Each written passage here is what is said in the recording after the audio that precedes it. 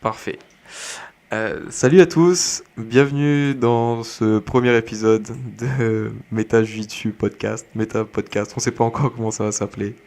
Je suis Alex, cofondateur de la chaîne Meta Jiu-Jitsu sur YouTube.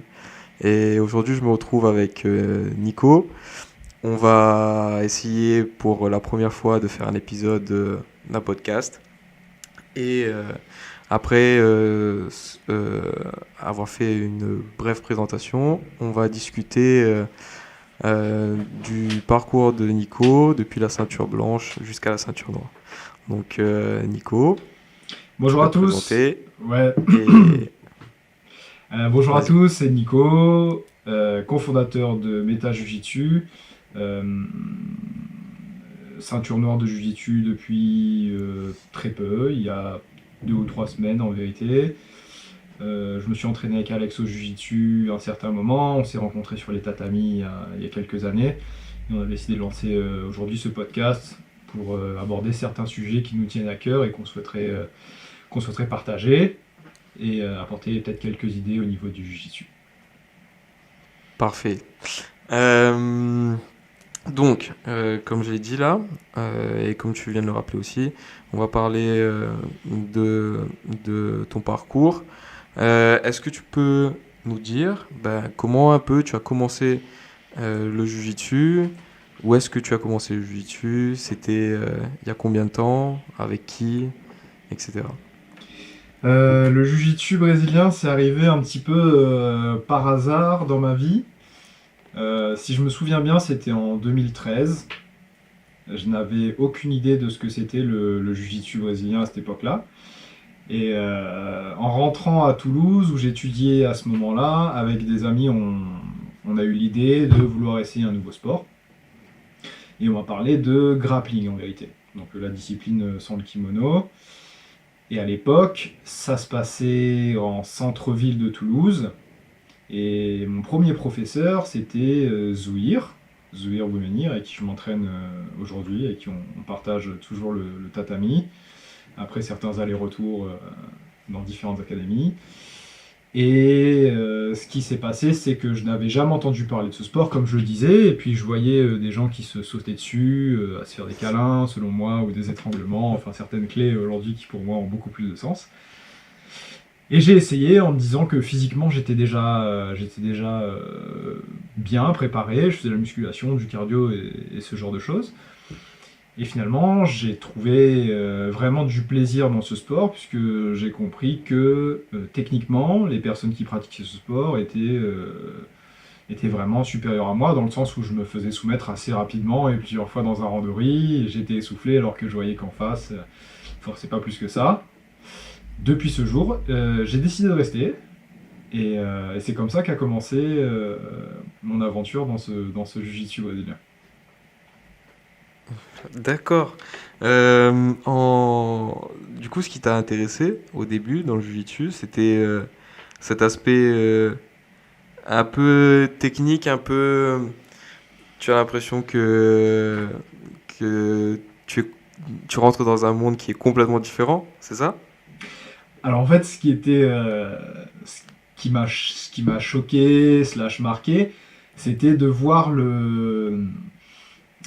comment dire, la proximité déjà entre les pratiquants, parce que quand on n'est pas du tout dans le monde du jiu-jitsu, tout le monde sait que ça peut nous paraître un petit peu étrange, cette proximité.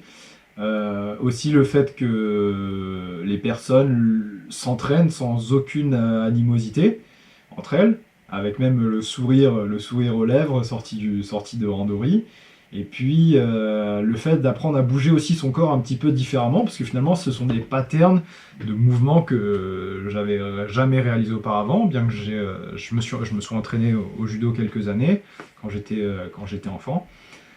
Donc c'est vraiment assez voir des mouvements qui se déplacent différemment et puis à la fois avoir ce rapport d'opposition, de confrontation directement, c'est un rapport direct avec l'autre en fait, un contre un, et puis cet aspect que j'ai rapidement compris qui mêlait à la fois qualité physique et aussi technique.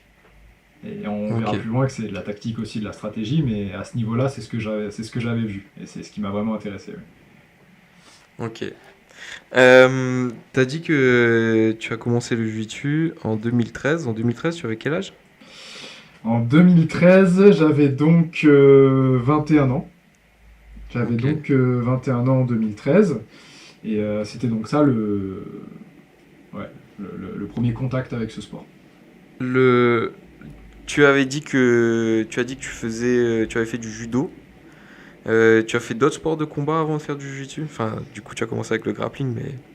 Eh bien, donc comme je le mentionnais, quand j'étais enfant, comme beaucoup, on va dire, de Français et d'autres, mes parents ont voulu que j'apprenne à me contrôler, la maîtrise de soi, apprendre certaines valeurs qui sont véhiculées par l'enseignement du judo. Donc à 5-6 ans, j'ai mis mon premier kimono. Et puis j'ai fait quelques compétitions comme enfant, donc c'était vraiment du loisir jusqu'à la ceinture verte. Mhm. Et ensuite j'ai laissé un peu le judo de côté puisque j'avais d'autres sports qui m'intéressaient un peu plus à l'époque, dont le tennis et la natation. Donc ça c'était le premier contact. Et puis depuis, plus rien du tout. Et je me suis ensuite orienté vers le jiu-jitsu brésilien dans lequel je suis tombé par hasard. Et d'ailleurs, au moment où je commence le grappling, le nogi, je n'ai aucune idée que ce sport existe avec une version kimono que je vais remettre quelques mois plus tard, presque un an plus tard, lorsque je fais connaissance avec Laurence Cousin, qui a repris un moment les cours de grappling et de jiu-jitsu brésilien, donc la version avec kimono et sans kimono, et avec qui j'ai appris mes premières techniques, donc avec la veste et le pantalon du jiu-jitsu brésilien à proprement parler. D'accord. J'allais te poser la question justement de savoir à quel moment tu avais fait la transition sans kimono, kimono. Mhm. Mais ok, Laurence Cousin. Euh, donc tu as commencé à Toulouse le jiu-jitsu. Et le truc c'est que moi j'ai connu Nico Jiu-Jitsuka, mais c'était à La Réunion. Combien de temps s'est passé entre le moment où tu as commencé à Toulouse et tu es venu à La Réunion? Alors, je vais essayer de faire le décompte. J'ai fait un an de Nogi avec Zouir, l'avenue de la Colombette, c'était à Toulouse. Ensuite, j'ai commencé le jiu-jitsu brésilien avec le kimono du coup l'année d'après, en 2014, quasiment un an. Et ensuite, pour différentes formations et d'autres raisons professionnelles, du coup, je suis amené à revenir à La Réunion. Et juste avant de revenir à La Réunion, je reviens avec une ceinture bleue que Laurence Cousin me remet. Et à ce moment-là, je vais commencer une formation dans la santé. Et nous, on se retrouve du coup sur le tatami en 2016. En 2016, on C'est se ça. retrouve sur le tatami. Ouais. Avec beaucoup de peine. Parce que c'est vrai que tes premiers pas sur le tatami étaient assez rigolos. C'est une histoire que j'aime particulièrement raconter. Parce que Tu veux la raconter? ah bah oui, bien sûr, on va partager. Vas-y. Donc pour remettre un petit peu de contexte, et on va y arriver plus tard, je finis par aller au Portugal pour aller m'entraîner là où je passe le plus de temps dans le jiu-jitsu, 3 ans. Et aujourd'hui je vis en France, et Alex vit au Portugal. Bon réunionnais qu'il est, vit au Portugal. Tout ça pour dire quoi? Que il se passe un moment en 2016 où j'atterris dans une ville à La Réunion où le jiu-jitsu brésilien n'est pas largement développé, et donc j'ai choisi d'ouvrir une petite association, quelques créneaux de jiu-jitsu brésilien à l'époque. Et j'invite plusieurs fois Alex, je le relance plusieurs fois pour venir s'entraîner, essayer, comprendre que le jiu-jitsu brésilien c'est un art martial assez intéressant. Et Alex refuse. À plusieurs répétitions, il refuse plusieurs fois, et je me dis comment je vais faire pour emmener ce garçon sur un tatami. Bon. Un jour, je ne sais plus exactement quand, il faudrait que je retrouve la date et les footages parce que j'ai les vidéos. À la formation dans laquelle on se trouve à La Réunion, Alex me dit je viens essayer le Jiu-Jitsu, si tu es d'accord de confronter ton jiu-jitsu brésilien contre ma boxe thaï, puisqu'à l'époque, monsieur boxe.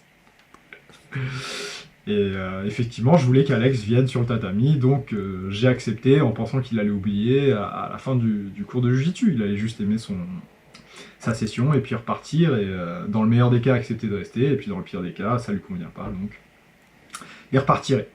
Arrive le soir où Alex arrive à l'entraînement avec son short gris de je ne sais quelle marque et une veste de kimono que je lui ai donc prêtée. Et je le vois qui, assez assidu, suit les techniques que l'on montrait à l'époque. Il a l'air de prendre un certain plaisir, mais un visage un petit peu sérieux, comme toujours, très concentré sur ce qu'il fait. Le cours se déroule avec les randonnées, les techniques et ce qui se passe traditionnellement. Et puis à la fin, lorsqu'on range les tapis, parce qu'à l'époque c'était une petite association où il fallait installer et désinstaller les tapis, eh bien Alex ne se démonte pas et sort ses gants de boxe et me dit que je lui dois quelque chose. Et effectivement, je lui devais un combat entre la boxe thaï et le jiu-jitsu brésilien. À ce moment-là, tous les autres élèves et participants à l'association on commence à regarder un peu avec des gros yeux, et puis on commence finalement, j'accepte. J'avais dit que je le ferais, je le fais. Et on accepte, enfin j'accepte plutôt, parce qu'Alex il le voulait, son combat entre le Muay Thai et le Jiu-Jitsu brésilien. J'ai pris quelques coups, ce n'était pas très agréable toujours, mais à partir du moment où j'ai réussi à casser la distance, cette distance où il n'y a plus de coups possibles, bah, le combat a tourné en ma faveur, puisque du coup j'ai pu finir sur des finalisations. Je pense que c'était des triangles, du triangle en général. Tu m'as mis un étranglement et il y a dû avoir un triangle aussi. Il y a dû avoir un triangle qui est passé par là. En tout cas, une fois arrivé au sol, le Muay Thai s'est avéré inefficace. Et depuis ce jour, Alex revient sur les tatamis régulièrement et a fait son petit chemin sur lequel on va très certainement revenir dans les prochains épisodes. Voilà, c'était la petite anecdote de comment Alex arrive sur le tatami du Jiu-Jitsu et aujourd'hui ne veut plus les quitter, à tel point qu'il en est à vivre au Portugal. Terre promise du Jiu-Jitsu en Europe. C'est incroyable cette histoire. Ouais, et ce qui était assez dingue là, je m'en rends compte, c'est que bah toi, tu as fait 1 an de nogi, tu es parti sur du kimono. Plus tard, quand tu reçois ta ceinture bleue, tu rentres à la Réunion. Et une fois que tu rentres à la Réunion, tu veux déjà développer un peu le jiu-jitsu dans ta ville. Et tu es déjà professeur en ceinture bleue. Alors aujourd'hui, je pense que avec le recul, je regarde comme ça s'est passé. Et effectivement, s'il fallait le refaire, eh bien, je le referais. Je pense que la démarche, au-delà du fait d'être professeur, elle était surtout de créer une équipe de personnes avec qui je pouvais avancer. Puisqu'en vérité, tout ce qu'on recherche en vérité lorsqu'on est pratiquant de Jiu-Jitsu, c'est satisfaire cette obsession de s'entraîner, avec différents objectifs à certains moments de son parcours, tous, j'imagine. Mais effectivement, il y a rien de pire que d'être dans son lit et penser tous les jours au sport sans avoir personne avec qui pratiquer. Donc je pense qu'il y a une grosse volonté de vouloir s'entraîner et créer une équipe avec qui avancer, au-delà du fait d'être professeur. Après, effectivement, passer du côté professeur, entre guillemets, parce que j'aime pas tout à fait ce mot-là, mais c'est pas grave. Passer du côté professeur, c'est vrai que la transition était rapide, puisque le panel technique que j'avais à l'époque, c'était le panel technique d'une ceinture bleue lambda, sans résultat particulier, en compétition ou quoi que ce soit. Par contre, c'est vrai qu'en fait, j'affectionnais aussi de donner technique, expliquer ce que je savais faire à l'époque, puisque le but du jeu, en fait, ceinture bleue, violette, marron ou noire, en fait, dans l'enseignement, il s'agit de transmettre des choses qu'on connaît, qu'on maîtrise, et transmettre son savoir, quoi. Donc il y avait cette volonté-là, et puis c'est vrai que cette ceinture bleue, j'ai pas eu beaucoup d'occasions de m'exprimer comme compétiteur, puisque à l'époque, en formation à laquelle on était, dans la santé, plus plus les cours, ça laissait peu de temps à cette place de compétiteur dans le jiu-jitsu. Mais en tout cas, c'était super amusant. Et puis ça a permis de pouvoir s'entraîner et pratiquer le jiu-jitsu à La Réunion. Donc c'était une bonne chose. Peut-être un des paramètres aussi qui fait que tu n'as pas pu développer ce côté compétiteur à l'époque, c'est le fait de ne pas avoir non plus une scène de jiu-jitsu brésilien à La Réunion qui est super avancée, où il n'y a pas forcément des compétitions toute l'année non plus. Alors, Ça aide pas. c'est vrai que ça n'aide pas. J'aimerais revenir là-dessus quand même. Il y a du jiu-jitsu brésilien à La Réunion et les gars font tous un travail, je pense qu'ils font de leur mieux avec les moyens qu'ils ont. Et d'ailleurs, il y a des bons profs, il y a des gens qui s'entraînent. Mais le seul mais que je voudrais poser ici, il est sur le fait qu'il y ait peu de participants en comparaison avec ce qu'on peut avoir en Europe. Et les événements, les compétitions, c'est vrai qu'on est très souvent amené, comme en Europe, mais c'est vrai qu'ici on a un peu plus de choix d'adversaires et de différentes fédérations, sujet sur lequel il faudra qu'on revienne d'ailleurs.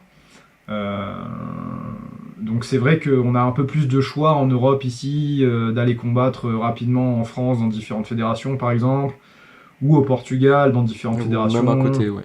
Ou même à côté, quoi. Donc c'est vrai qu'on a un brassage un peu plus large, bien qu'on évolue finalement tous en même temps dans les ceintures, à un rythme chacun un peu différent, on finit par se retrouver, mais c'est vrai qu'il y a un éventail plus large de compétiteurs, je dirais. Ouais.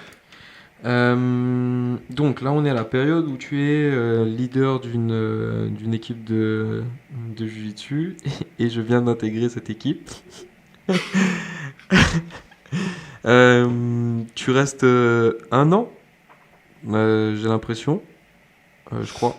Un an et demi. 2 ans du coup. 2 ans, puisqu'il y a la première année à la fac et puis la deuxième année à l'école, donc ça fera 2 ans à La Réunion. Ah, c'est vrai. Et 2 ans à La Réunion, et ensuite tu quittes La Réunion pour aller au Portugal. Alors il y a une petite transition, le départ au Portugal n'était pas du tout planifié à la base. Dans le contexte qui se passe, c'est que je m'en vais pour le Brésil en vacances, pour 5 semaines, ou 5 ou 6 semaines, si je me rappelle bien. Et j'ai reçu la ceinture violette à ce moment-là, avant de partir. Avant de partir. Donc là, cette ceinture violette, c'est Alexis Strakoniski, qui donne les cours à Checkmat, Réunion à ce moment-là, qui me la remet. Et donc je pars au Brésil pour 5 semaines avec une équipe de copains du Jiu-Jitsu, avec qui on passe de super vacances à s'entraîner 2 à 3 fois par jour, à pouvoir surfer, à pouvoir pratiquer et aussi mettre les premiers mots de portugais en place, parce que l'apprentissage du portugais, c'est vrai que c'est quelque chose qui fait partie intégrante finalement de ce chemin vers le jiu-jitsu brésilien. J'ai l'impression aussi. Donc du coup, les bouquins assimilent, ce genre de choses, la langue, la culture, toutes ces choses dont on parle tout le temps, les açaïs qu'on voit tout le temps en compétition, ce genre de choses. Enfin, il y a tout un cadre un peu exotique, finalement, qui ressemble pas mal à ce qu'on a aussi un peu à La Réunion. Donc c'est vrai qu'on se familiarise assez rapidement. Mais bref, donc j'arrive au Brésil, à Copacabana, un grand classique du jiu-jitsu brésilien. Parce qu'à l'époque, comme tout ceinture violette ou bleue, eh bien, je me dis que la mecque du jiu-jitsu brésilien se situe forcément au Brésil. Chose qui n'est plus forcément vraie aujourd'hui, si j'ose dire.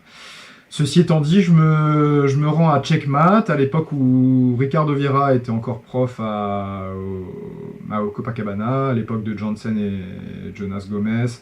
Je faisais leur dernière année avec Gabi aussi qui était là-bas.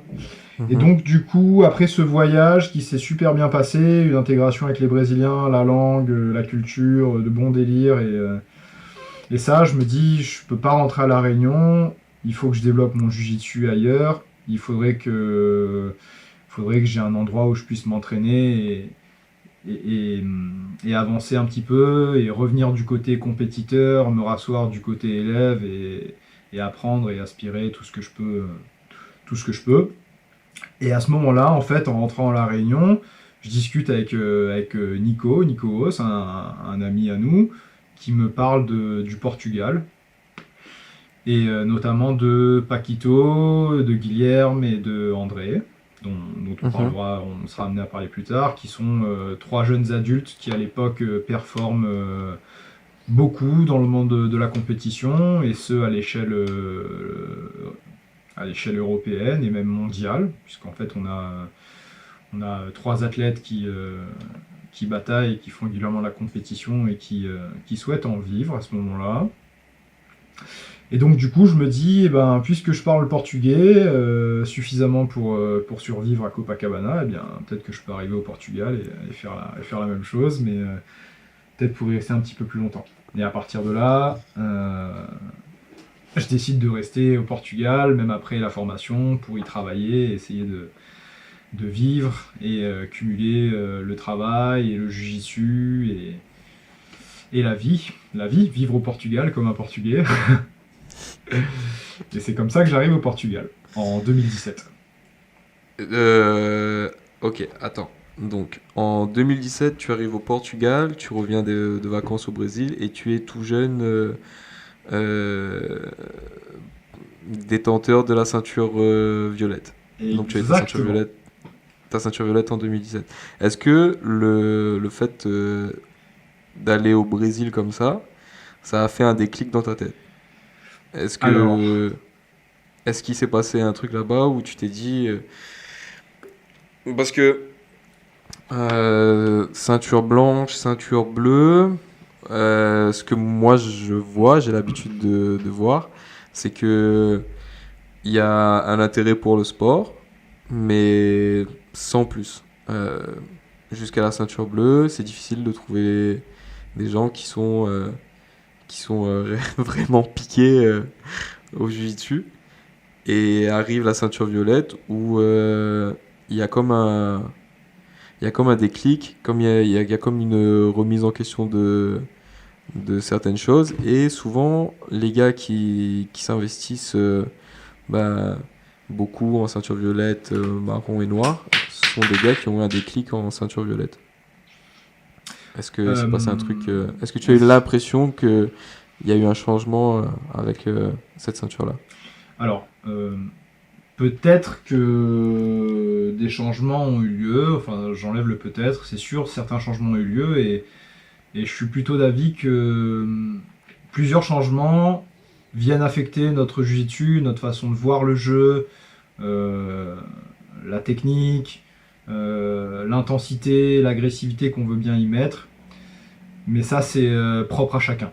En ce qui me concerne, effectivement, ceinture violette, en allant au Brésil, j'étais un petit peu dans l'interrogation de savoir est-ce que cette ceinture violette est justifiée.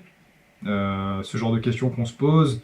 Est-ce que une ceinture violette en France, une ceinture violette au Brésil, ça a tout à fait les mêmes compétences, le même état Mhm, d'esprit, le même jeu, le même niveau d'évolution.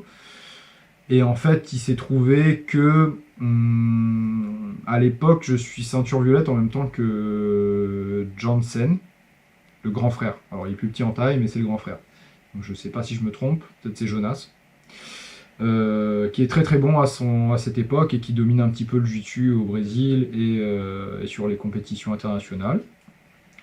Et je me mhm. retrouve à m'entraîner très fort avec ce garçon, bien qu'il soit beaucoup plus léger que moi. Et je me rends compte que je suis capable de l'accrocher, je le domine pas, mais je suis pas très loin et pourtant je viens de recevoir cette ceinture. Et puis ensuite, plus largement, je vois que, en fait, sur ce tout petit tatami que possède Checkmat, il y a Mhm. énormément de ceintures noires, énormément de ceintures marron, un paquet de ceintures bleues présentes à chaque entraînement de 7h à 20h. Et en fait, je vois pas réellement de logique forcément dans les ceintures, puisqu'il y a certaines ceintures noires que je vais étrangler au Brésil, certaines ceintures marron aussi, et puis je vais aussi me faire étrangler par des ceintures bleues. Et en fait, on en revient à un principe assez logique qui est il y a toujours plus fort que soi. Mais Mhm. par contre, au niveau de la ceinture violette, j'ai commencé à me dire effectivement, en arrivant au Brésil, qu'il serait temps que j'adopte une certaine identité dans mon jeu. Que je sois capable de me définir comme soit un gardien, soit un passeur. Et à l'époque, c'est plutôt l'aspect de la garde. Je veux devenir un gardero solide. Et c'est ça qui se passe au Brésil. Donc heureusement pas de blessures, mais beaucoup d'expérience, beaucoup de sparring intéressant, beaucoup de résistance, avec une certaine motivation, parce qu'il faut bien se dire qu'au Brésil, je m'entraîne avec des gens qui vivent dans les favelas, quoi, qui essayent de survivre grâce à ce sport, ce qui est complètement différent du gringo qui arrive avec ses euros et qui habite à l'hôtel juste à côté. Donc il y a un Ouais. état d'esprit qui est un petit peu différent, et c'est vrai que voir cette motivation, voir le feu dans les yeux de ces jeunes qui s'entraînent au jiu-jitsu depuis le plus jeune âge, c'est vrai que ça m'a beaucoup motivé. Et ça, c'était effectivement un certain petit déclic pour moi. Et ensuite, ce qui se passe une fois que j'arrive au Portugal, qui est le deuxième gros déclic, c'est qu'en fait, de cette académie à Checkmat, qui est très normée à cette époque, demi-garde et attaque sur les genoux, j'arrive au Portugal où je rencontre le style de jeu de Paquito qui a beaucoup, beaucoup influencé mon jeu et le tien aussi, je crois, très récemment. Sans aucun doute. Je tombe sur un style de jeu que je ne connais pas, des gardes absolument ouvertes, où j'ai l'impression d'être à l'aéroport et c'est moi l'avion, je m'envole dans tous les sens. Et là, c'est des grosses remises en question. Effectivement, dans mon jiu-jitsu, je me demande qu'est-ce que je fais là, et finalement, c'est ça qui est bon. C'est ça que j'ai beaucoup aimé.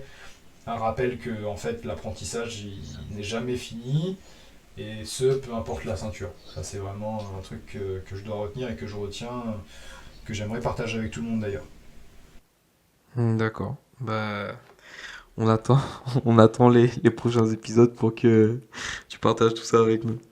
Euh, donc là, on est en 2017 et tu viens d'arriver au Portugal. Tu es Nicolas ceinture violette. Comment se passe déjà combien de temps de ceinture violette tu fais? 2 ans. 2 ans de ceinture. 2 ans. 2 ans de ceinture violette. Donc petit récap, tu fais 1 an de ceinture blanche, 2 ans de ceinture bleue, 2 ans de ceinture violette. Mhm. D'accord. Comment se passent ces 2 ans ici au Portugal? 3 ans, pour être plus exact. Enfin, entre 2 ans et 3 ans, mais on s'approche plutôt du 3 ans, en vérité, 3 ans de ceinture violette ou 3 ans au Portugal? au Portugal. Ok. Comment se passent ces 3 ans au Portugal alors? 3 ans au Portugal, c'est beaucoup d'apprentissage. C'est aussi, encore une fois, un nouveau challenge. Un challenge pourquoi? Pour l'intégration dans une équipe. Et pour le coup, c'est la première fois que j'intègre à proprement dit, une équipe aussi grande, avec un nombre de jujiteros sur le tatami. Je ne saurais même pas dire combien de pratiquants partagent le tatami là-bas. C'est difficile à dire. Donc ce challenge de s'intégrer dans une équipe avec des gens qui parlent une langue qui n'est pas la mienne, et bien que j'ai réussi à balbutier quelques mots de portugais au Brésil, il faut savoir que le portugais européen est très très très différent en termes d'accent, d'intonation, enfin pas mal de choses. Donc c'est double challenge pour ça au niveau humain, et puis au niveau du jiu-jitsu, c'est aussi le challenge de se dire j'intègre une équipe dont je ne fais pas partie initialement, mais pour autant j'ai envie de rester dans le top du panier, faire partie de cette équipe de compétiteurs et y apporter quelque chose, et que ça m'apporte aussi quelque chose, puisque c'est dans ce sens-là que à ce moment-là je pratique le jiu-jitsu. Donc beaucoup de challenges, beaucoup de difficultés au début, de lecture de jeu, puisqu'on passe d'un système de jeu que je connaissais, ou que j'ai compris en tout cas à peu près à Copacabana et puis les années d'avant, à un nouveau style vraiment qui peut être varié, parce qu'on va pas dire non plus que le jeu est complètement stéréotypé, mais c'est un jeu qui est quand même assez varié et ouvert. Et c'est le temps de trouver mes marques. Donc je sais qu'à ce moment-là, c'est difficile tous les jours sur le tatami, mais je prends plaisir. Et en essayant de limiter un petit peu les blessures, mais de bonnes rencontres et de bonnes amitiés qui se créent sur ce tatami, heureusement d'ailleurs. Et c'est pour ça que je reste assez longtemps. C'est pour ça que j'y reste assez longtemps. Euh, donc, tu disais que tu voulais développer cet aspect compétiteur Mhm. euh, quand tu as intégré Focus.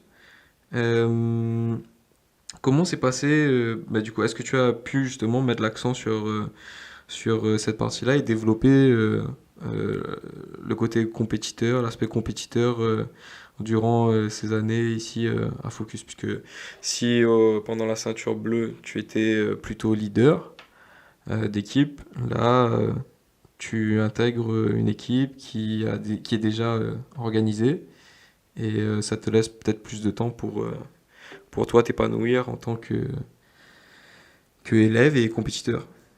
Alors oui, complètement. Complètement. C'est la première fois dans mon existence que j'arrive dans une aussi grosse école qui divise le loisir et les compétiteurs. Alors divisé dans le sens positif du terme, dans le sens où les créneaux sont organisés de telle façon à ce que les personnes qui souhaitent se divertir, apprendre des techniques, enrichir leur vocabulaire technique et dans le jiu-jitsu puissent le faire, se dépenser, et une section de compétiteurs est en train de se mettre en place, ou est déjà en place plutôt. Elle a d'ailleurs beaucoup évolué au vu de ce que j'ai vu lors de mon dernier passage il y a un mois au Portugal. Mais en tout cas, on est dans cette optique de réfléchir les entraînements de façon à se préparer au mieux, à la fois tactiquement et stratégiquement à l'effort de la compétition. Physiquement aussi, puisqu'on a une mise en place de préparation physique au moment où j'y suis avec Miguel Caratan qui faisait la préparation au CrossFit, c'est la salle du bas. Mmh. Donc effectivement, je me pose du côté élève, compétiteur, et je m'inspire des grandes personnes qui sont en fait mes cadets. Ils sont tous plus jeunes que moi, mais en termes de jiu-jitsu, je les ai toujours vus comme adultes et moi comme adolescent, voire enfant. Et effectivement, c'est assez intéressant de voir l'investissement et comment chacun gère son rapport à la compétition.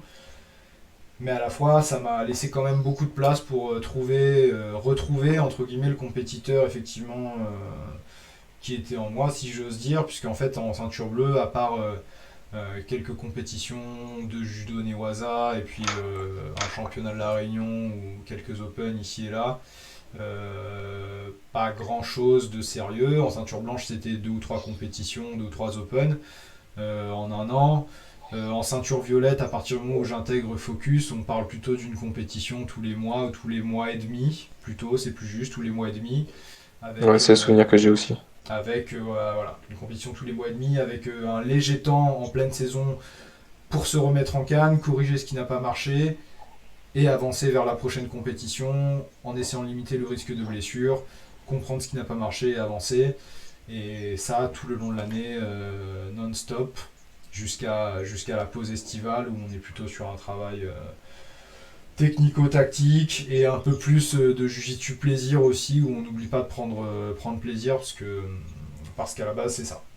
À la base c'est ça. Donc effectivement, développement d'une vision un peu plus compétitive de ce sport, avec certains points de vue. Donc je passe beaucoup de temps avec Paquito sur les tatamis et en dehors de tatami. Pour ceux qui ne connaissent pas Paquito, c'est un compétiteur confirmé qui a fait ses preuves au championnat d'Europe dans toutes les ceintures, hein, en gagnant toutes les ceintures, si ce n'est la noire pour le moment. C'est ça. Au championnat du monde, je crois que c'est en violette qui gagne, en adulte. En violette, il gagne les championnats du monde de la Fédération internationale et en marron, il va gagner aussi les Worlds Pro à Abu Dhabi. Ok, voilà. Euh, la même année, en ceinture violette, je crois que son palmarès était assez impressionnant parce que en ceinture violette, ce qu'il avait fait, c'était gagner les Europes, gagner les Worlds et gagner les Worlds Pro à Abu Dhabi. Tout ça dans la même année. Et ce n'est que pour citer Paquito, bon, à qui j'ai beaucoup accroché humainement. Et on partage aussi le tatami avec Guilherme, Guilherme Jardine, qui fait aussi de très très bons scores, de très très bons résultats au niveau mondial aussi. dans les différentes ceintures, que ce soit dans la fédération UAE, AJP aujourd'hui, IBJJF. Son dernier titre, juste pour finir avec le palmarès de Guillaume, le dernier titre de Guillaume, c'est champion du World Pro Abu Dhabi en ceinture marron. Un bon bébé, un beau bébé. Avec un beau palmarès. Il manque pas de ressources, ce garçon. Absolument pas. Donc effectivement, oui, c'est comme ça que ça se passe. Et puis du coup, j'évolue assez rapidement en 2 ans vers la ceinture marron que me remet Manuel Neto, fondateur de Focus Jiu-Jitsu, à la fin de la formation de santé. Et puis du coup, je décide de rester au Portugal parce que j'aime trop ça. J'aime trop ce mode de vie, de pouvoir m'entraîner 2 fois par jour au Jiu-Jitsu tous les jours, y apporter une touche de préparation physique comment dire, planifiée et côtoyer et partager, je dirais même, le tatami avec tous ces participants, tous ces jujiteros, plein de motivation et compétiteurs ou non, plein de bonne volonté et avec des professeurs qui sont à la fois à l'écoute et qui sont absolument bienveillants et considérant des objectifs de chacun. Donc c'est comme ça que ça se passe. Donc en 2019, tu reçois la ceinture marron. 2 ans plus tard, tu reçois la ceinture marron.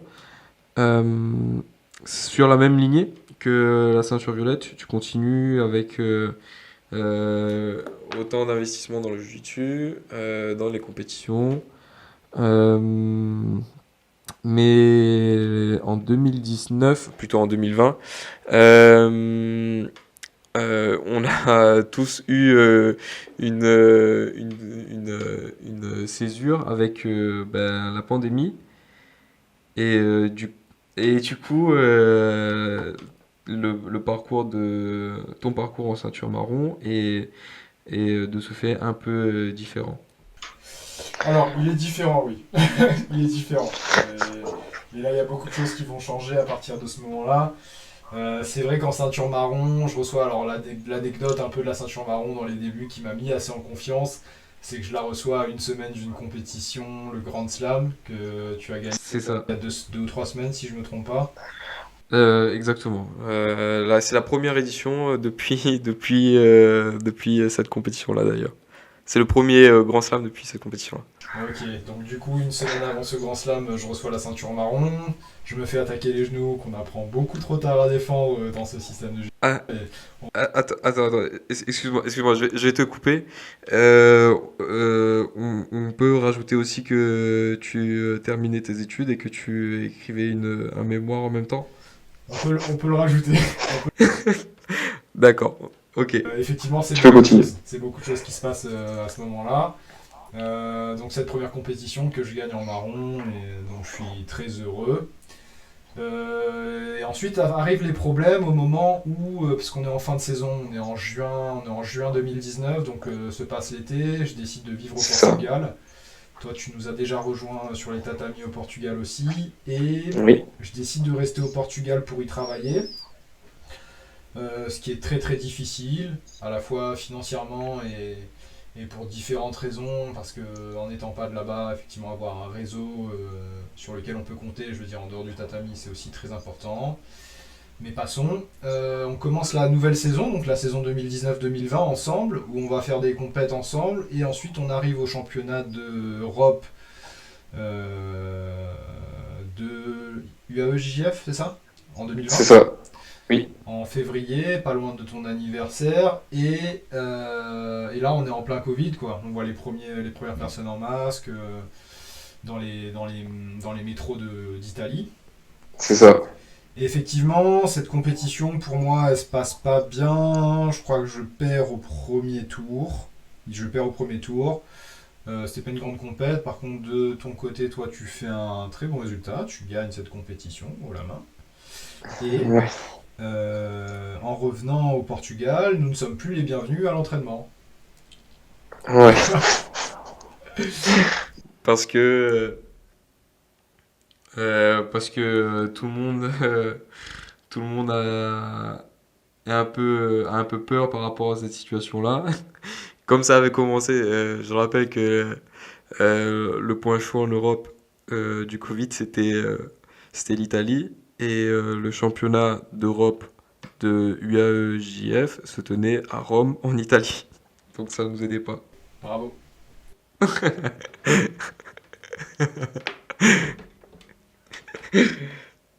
Donc voilà, une belle aventure, mais qui va nous valoir quelques mois de pause. Je sais plus si c'est mois ou semaine, j'ai plus tout à fait la notion.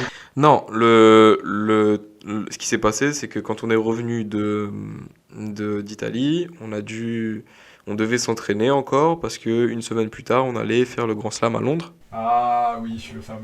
Oui, oui. Et c'est pour ça que c'était un peu difficile puisque comme on était privé d'entraînement, on a fait le choix d'aller très rapidement à Decathlon acheter des tatamis, vraiment les plus basiques, les puzzles. Les tatamis. Et Exactement. Et c'est ces tatamis-là qu'on va installer chez toi dans ton salon et qu'on va souiller pendant une semaine avant d'aller à Londres faire la dernière compétition de la saison euh, à cause de la pandémie. On a fermé la saison avec le Grand Slam de Londres. Et en revenant, en plus d'être privé de- d'entraînement à la maison mère, on, on rentre en pandémie et du coup, plus d'entraînement pour personne et on commence à faire du jiu-jitsu à la maison. C'est le départ. Donc là, c'était une longue période d'entraînement à à deux domicile. ou à trois avec quelques autres amis à nous sur le tatami de la maison. Le tatami de yoga de quelques millimètres d'épaisseur.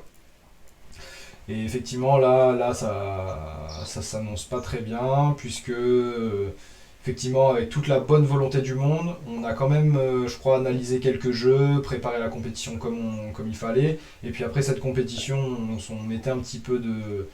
On orientait quand même les entraînements, des spécifiques qui étaient assez intéressants, mais toute l'émulsion de partager le tatami avec tous les autres, se challenger, et puis même être ensemble, et puis revenir au stade normal, ça s'est mis sur pause pendant un long moment, et c'est vrai que c'était un moment assez pénible, je crois, pour tout le monde, de toute façon internationale.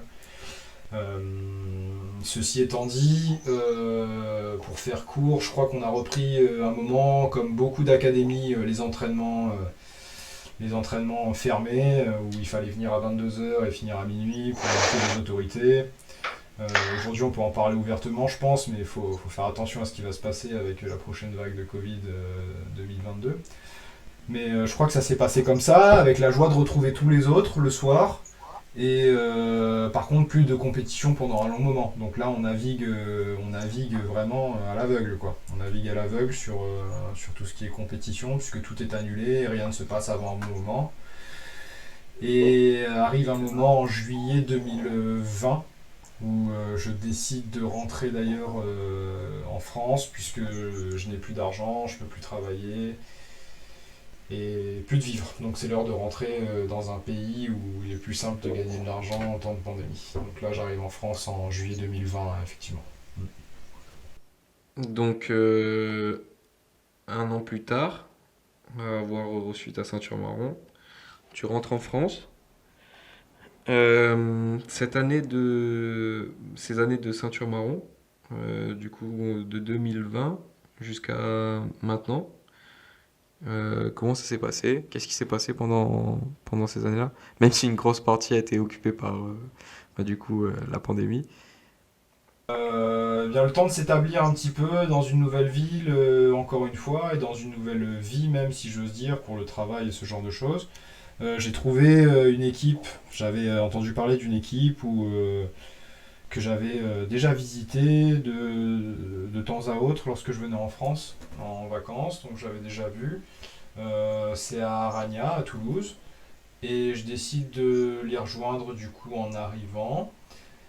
Et je crois qu'on a le temps à peine de faire quelques entraînements de fin d'année en pleine canicule, que les lois changent de toute façon, et puis tout ferme de nouveau. Alors on a réussi à s'organiser avec quelques-uns d'entre eux pour pouvoir s'entraîner, mais c'était pas une chose facile, et puis on reprenait un peu sur ce mode un peu furtif, comme au Portugal. Ça c'est dans les débuts, et puis ensuite quand ça s'est décanté, parce qu'on va passer un petit peu les détails du Covid, Mhm. quand ça s'est décanté, j'ai pu reprendre les entraînements, donc là où ils donnent les cours à l'académie, et donc avec une team de pratiquants très sympa, très volontaires, euh, dans un jiu-jitsu convivial et familial, peut-être un peu moins axé compétition comme ce à quoi j'ai été habitué 3 ans auparavant, mais une équipe où les gens partagent la même passion. Et donc là, les entraînements, eh bien, c'était un petit peu différent, puisque du coup, il y a en général voilà, un open mat le matin, et puis un cours le midi, juste après, et puis après, en général, quelques cours qui sont proposés le soir. Et donc là, en termes de préparation de compétition, du coup, bah, la démarche était un petit peu différente. C'est-à-dire que du coup, je travaille beaucoup les positions particulières, les tactiques de jeu à mettre en place, les positions qui me posent problème. Je prends le temps de le faire, ça plutôt en général le matin sur les créneaux de l'open mat, et puis ensuite ceux qui sont ok pour travailler ça avec moi, bah, c'est avec plaisir, je peux faire ça avec eux. Et puis ensuite, j'essaye dans la mesure du possible. En vérité, j'y vais tous les soirs aussi à l'entraînement qu'ils proposent, donc un entraînement un peu plus traditionnel avec les échauffements, le cours et les randonnées, pour me préparer aux différentes compétitions que j'ai pu faire depuis que je suis revenu en France, depuis que les compétitions ont bien voulu réouvrir. Donc c'est vrai qu'en partant du Portugal, et ça j'en ai rediscuté avec Manuel qui m'a donné ma ceinture marron, euh, il était déjà question d'arriver en France avec une ceinture noire, mais en fait, j'avais assez exprimé mon souhait de partir avec cette ceinture marron et repartir dans cette démarche de voir qu'est-ce que valait une ceinture marron du coup en France, parce que c'était 5 ans d'absentéisme, je crois, du coup, dans la compétition en France. Et je voulais Mhm. voir. Donc voilà, c'est comme ça que ça s'est passé de façon générale, avec plusieurs compétitions en France. Malheureusement, ça manquait un petit peu de participants dans les fédérations de CFJB, mais j'ai eu quelques combats assez intéressants. J'ai eu des résultats dont je suis content, d'autres beaucoup moins contents. Et puis c'est ainsi que s'est passé la ceinture marron, à peu près jusqu'à juillet. Donc du coup, juin ou juillet? Juin 2020. Jusqu'à juillet. Juillet? Voilà. Juillet 2022. Juin. Euh, Fin juin. Je suis rentré fin juin. Juste qu'on revienne un petit peu sur ton parcours compétiteur en ceinture marron. Euh, les compétitions ont repris en 2021, c'est ça? Les compétitions ont repris en 2021, effectivement. Du coup, tu as quand même eu une petite année pour essayer cette ceinture-là, essayer de performer dans la ceinture marron. Et tu fais pas mal de bons résultats, notamment, si je dois en citer deux, tu gagnes les Europes et tu gagnes les championnats de France. Alors, oui, j'ai fait quelques compétitions, comme je disais, qui sont bien passées, dans le sens où j'ai réussi à mettre en place ce que j'avais préparé, techniquement, et puis physiquement, j'étais prêt, mentalement, très concentré, impossible à sortir de ma bulle. Mhm. Euh, pour les résultats dont tu as parlé, alors ben, c'est vrai que le championnat d'Europe en adulte, comme on l'entend, celui de l'IBJJF, j'ai gagné le premier tour au point, et puis je me suis fait sortir au deuxième par un très bon compétiteur. Par contre, j'ai réitéré ma chance chez les Masters, puisque je fais ma première année en Master cette année. Et là, effectivement, je fais un bon résultat. Je fais un bon résultat, 6 combats, quelques finalisations, des belles séquences de passage, en tout cas que j'avais travaillé, des séquences de prise de Mhm. dos qui ont toutes fonctionné quasiment. Euh, et puis en léger comme en lourd, quoi, de 76 kg en plus de 100 kg. Je crois qu'il faisait 120 kg le dernier en finale absolue. Finale absolue, ouais. C'était sympa, bonne compétition. Et ensuite le championnat de France en catégorie, je suis triste, mais on n'était que deux, donc j'ai fait un bon combat. Il y avait un combattant solide aussi en face, très stable, qui a choisi de vouloir passer ma garde. Ça n'a pas marché, j'ai eu la victoire. En absolute, j'ai eu quelques adversaires, dont Kalim en finale, qui combat en plus de 100. Et bon, malheureusement, je me blesse en début de combat sur une côte. Donc, je tape assez rapidement sur un bras que je défends pas, parce que je suis à la veille de venir au Portugal en vérité, pour pas me lancer. Donc j'aurais aimé faire un peu mieux. Mon jiu-jitsu était ok, mais j'ai pas réussi à m'exprimer sur cette compétition. Donc même si le résultat a l'air bien sur le papier, finalement c'est pas non plus la compétition sur laquelle je me suis le plus exprimé et senti le plus fier de ma préparation et de ma performance. Mais c'est vrai que c'était quand même intéressant d'avoir une année de jiu-jitsu de compétiteur en marron en France. Je voulais vraiment éviter ce phénomène comme en ceinture bleue, passer une année juste Mhm. à passer du temps sur le tatami à m'entraîner et sans aller essayer ce que je sais faire sur le tatami. Voilà, donc effectivement c'est passé comme ça. Ouais. D'accord. Donc, quelques semaines plus tard, tu arrives. Quelques semaines, quelques jours plus tard, tu arrives au Portugal. Et début juillet, tu reçois la ceinture noire. Donc, nouveau chapitre qui commence. Mhm. Et du coup, pour l'avenir, quelles sont tes perspectives pour les prochaines années, euh, que ce soit dans le jiu-jitsu en tant que compétiteur, peut-être en tant que professeur, en tant qu'instructeur. Les perspectives, j'en ai plusieurs en vérité. Pour rester dans l'aspect compétition, et bien évidemment, j'ai envie d'aller faire le plus de compétitions possible, enfin des compétitions relevantes, pertinentes, c'est-à-dire aller me mesurer au top du panier mondial, si j'ose dire, en ceinture noire. Ça me ferait vraiment plaisir d'aller expérimenter la compétition avec les Tainan, les Tariq, les Longaker. Ce qui est assez rigolo, c'est que en fait, on peut même être amené à se rencontrer avec Paquito.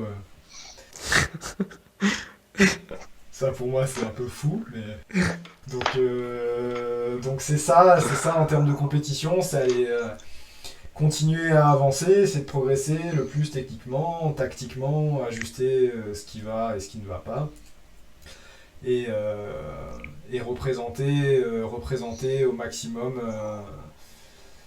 Représenter tout le travail que je fournis tous les jours, 2 fois par jour, lorsque c'est l'heure de le montrer, quoi. Ça, c'est sur l'aspect compétition. Après, effectivement, c'est vrai que euh, transmettre le jiu-jitsu, c'est quelque chose qui commence à me manquer. C'est quelque chose que j'aime de façon absolument, comment dire, non professionnelle. C'est vrai qu'on me demande souvent des conseils, de comment s'entraîner, de comment progresser plus vite. Là, cette semaine, j'ai reçu plein de messages, euh, le même genre de message, quoi. J'ai l'impression que je stagne de jiu-jitsu, qu'est-ce que tu me conseilles de faire? Mhm. Tu me conseilles de programmer mes entraînements, si tu as des tutos, n'hésite pas. Et c'est vrai que, eh bien, je sens que la ceinture noire, elle catalyse un petit peu ce genre de réaction, c'est-à-dire les gens sont encore plus facilement amenés à venir poser des questions et ce genre de choses. Mais c'est vrai que depuis un certain moment, en vérité, et c'est pour ça qu'on a aussi quelque part commencé et fondé ce méta Jiu-Jitsu, j'ai une volonté, et je pense que c'est tout à fait pareil pour toi, de transmettre le maximum d'informations et partager les idées, que ce soit au niveau sur le tatami comme en dehors du tatami, euh, ce qu'on pense et ce qu'on a en tête du jiu-jitsu, quoi. Donc c'est vrai Mhm. que ça fait partie intégrante du projet d'évolution, Et c'est quelque chose qui me tient assez à cœur. D'accord. Bah, on attend de voir tout ça, de te voir et sur les tatamis performer à ton plus haut niveau et on attend aussi tes DVD, hein. On attend, on attend aussi de voir tout ce que tu as partagé. Euh, je pense que les gens ont ont déjà pris le pli en t'envoyant des messages, en créant une interaction. Je pense que tu restes ouvert à tout type de messages. Tu vas répondre à tous les messages, toutes les questions qu'on va te poser. Et, euh, voilà, je pense que on est impatient de voir ce qui va se passer pour la suite. Donc voilà, et je pense que c'est là-dessus que ça va se terminer, ce premier épisode. Merci d'avoir répondu, d'avoir pris le temps et d'avoir répondu à toutes ces questions. Euh, Avec plaisir. si je m'adresse aux auditeurs et à ceux qui vont sûrement voir cette vidéo sur YouTube, si vous avez des questions, encore une fois, des sujets de podcast que vous voudriez que ou Nico ou moi ou nous deux qu'on traite de sujets, de problématiques, n'hésitez pas à nous écrire dans les commentaires. Euh, Laissez-nous des fingerlocks, abonnez-vous à la chaîne, partagez cette vidéo-là si elle vous a plu. Ça nous fait extrêmement plaisir. Ça nous donne de la force pour pouvoir continuer. Et ça nous montre aussi, en quelque sorte, votre soutien. Euh, Nicolas, est-ce que tu as quelque chose à rajouter? La même chose, de grands remerciements. Merci à ceux qui sont restés jusqu'à la fin écouter ce podcast. Effectivement, on a plusieurs idées en tête de thèmes à aborder et de choses dans le Jiu-Jitsu qu'on souhaiterait partager avec vous. Donc n'hésitez pas à nous faire savoir les sujets que vous aimeriez que l'on traite, que ce soit de la compétition, de l'entraînement, du loisir, euh, tout ce qui est un rapport direct ou indirect avec le Jiu-Jitsu. On se fera un plaisir de le traiter. Et encore une fois, merci de nous avoir écoutés. À très bientôt. Ciao. Ciao. Os.